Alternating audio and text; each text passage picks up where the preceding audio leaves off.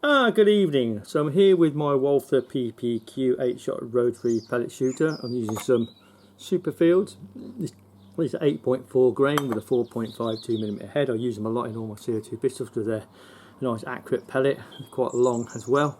So shoot well, got a good rifle barrel. So what I'm going to do, I've got some targets out there. I haven't really reviewed this. I've had it a long time and I've never really reviewed it. So I thought I'd do a bit of a video review. So I've got a target at 10 yards, target 12.5 metres, we're zooming on that, to get 8 shots at each. And I've got some cans. It's quite gusty today, so the cans are moving around a bit. So I've only got no pyramids, so there's 4 at 15 and 2 at 20. See if we can hit them. I think this has got the grunt and the accuracy to hit those at 20, so I can actually do the business myself. Okay, so 8-shot rotary. This has got a quite heavy pull on it because it's a double action only. See, this is empty. And it's at a £9 pull. It's nice and smooth, and you get used to it. You know, the indexing of it. Okay, so you've got your release there. You pop your pellets in there. It's got some nice sights. They're adjustable for windage at the back, and also your CO2 goes in here. Your capsule. You've got a tab in there, and then you just close it like that, and then you just squeeze it. Get that engaged like that. And then it clips shut. Okay, so we'll pop 8 shots in with the Superfields, and we'll zoom in on the on 12.5 metres. So aim point will be at the base of the circle. Again, freestanding.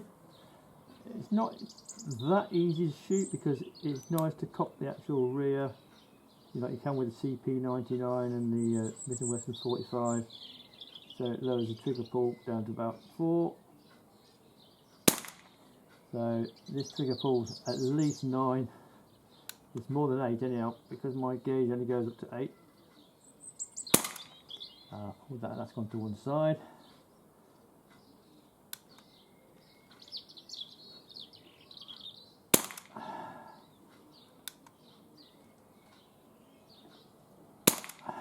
Four, 5, 6.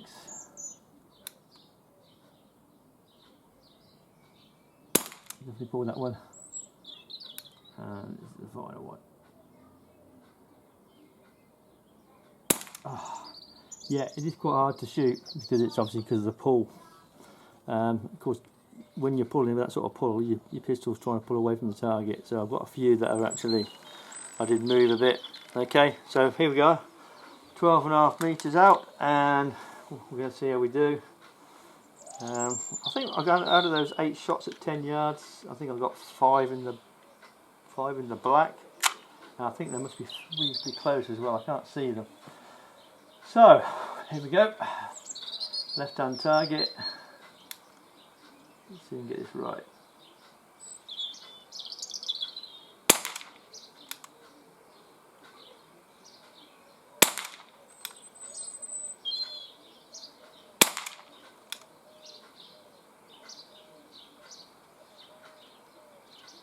Yeah. Right, you definitely pulled that low. Right, 4 more to go.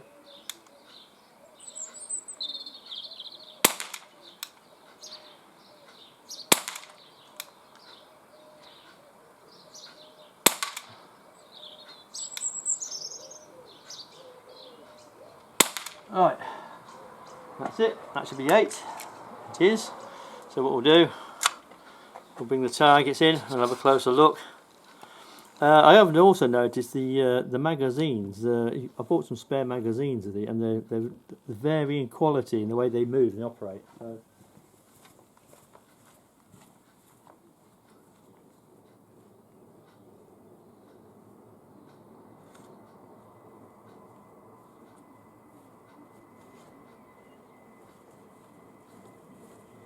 So I think the indexing of the magazines is not perfect, and I think that's really the way they're made nowadays, probably in China. So anyhow, that's not too bad. That's the 10-yard group. So I've got 1, 2, 3, 4, 5, 6 there. That's probably an inch and a quarter there, and these two are pulled. At 12.5 metres, that's still not bad. I've definitely pulled some down here, but I've still got 5 there.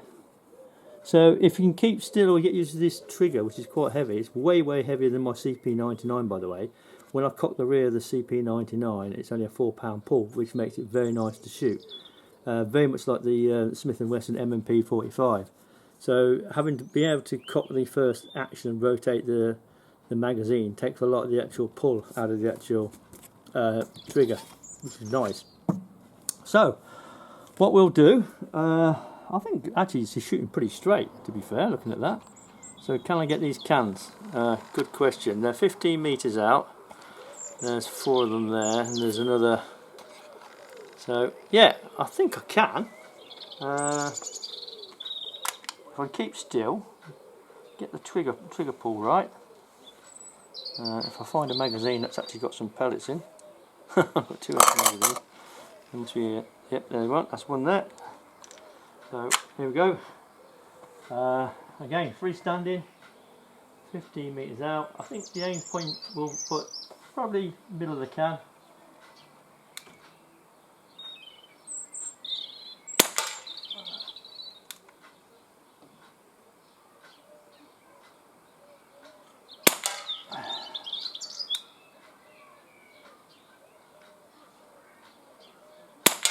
Oh, I've got a pair. I don't know how I managed that, but we did. Right, so that's 3 shots, so we've got 5 shots. Can we get those at 20 metres? To be fair, I kept that still, those 3 shots. I mean, it's only because my shoulder started to ache, oddly enough, and which made me pull the last few shots. So yeah, I think I might be able to get these. I think aim point will probably be middle of the can. So here goes, freestanding 20 metres. Got 5 shots to do this, so I don't think, if I get it right, we won't need 5 shots. There's 1. There's 2. Well, that was pretty easy actually, to be fair. I'm pretty sort of impressed with that, to be fair. I managed to keep still, I got the trigger pull just right. And to prove that, that I used 5 shots for those cans, there's 3 there. So we're empty. Yeah, so what do I think of this? Do you know what? Accuracy wise, with these Superfields, it's bang on, it shoots straight. Umarex, sort the bleeding triggers out, will you? Yeah. A 9-pound pull, well, it's 8+ pound pull on this, yeah. Get it down to 4 or 5 pounds, yeah, and you'll make it much easier to shoot. And you know, I mean, it's only because I'm sort of used to shooting loads of different triggers because I've got so many different pistols. But a 4-pound pull or a 5-pound pull is, or even a 6-pound pull is quite manageable. I mean, the SP800 I've modified has a 6-pound pull, but that's accurate, yeah. But you've got over 8-pound pull on this, which means you're trying to pull it and keep it still. I mean, I do tend to put my finger at the front and wrap my finger so I can use my foot, this finger on my left hand, to basically pull the actual trigger guard so I've got the grip on it to try and stop it from moving around, which does help, okay? But yeah, I mean, there's no need to have such a crazy, I mean, that's not, this is actually not too bad compared to some of the triggers that Umarex produce, yeah. But they have a nice rifle barrel, and these have got nice rifle barrels, which proves it with these pellets that they're accurate, yeah. Nice fit and finish, and then they put a bloody heavy trigger in it, which really annoys me, okay?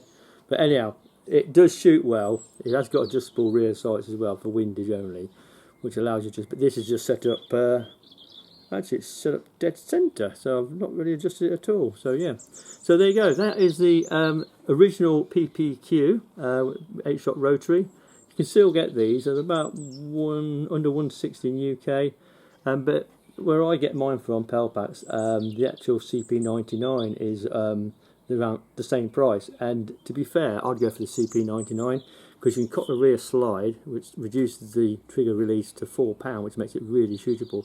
That's all alloy as well. It's got adjustable rear sights, and the actual magazine drops out and CO2 fits in it. So I think the CP99 is a better quality pistol, and it's got a, because you can cut the rear, yeah, which rotates the magazine and takes that bit of pull, that rotating pull out the trigger. It makes it easier to shoot. Okay, so I've got a little video just show you around this. Yeah, I've had this quite a long time. I've had this I don't know, about 5 years. I think it was pre-COVID actually. But I did do a sort of a shooting review with my original old camera, and it was really poor quality, so I think I might have deleted it. So I thought I'd do a new video. But yeah, the safety's here, by the way. You push it down, locks it, and you've got to push that forward, spring loaded and up to take it off. Okay, that's how that works. But yeah, I never use it. All right, so I hope you like the video. Have a great weekend, and thanks for watching.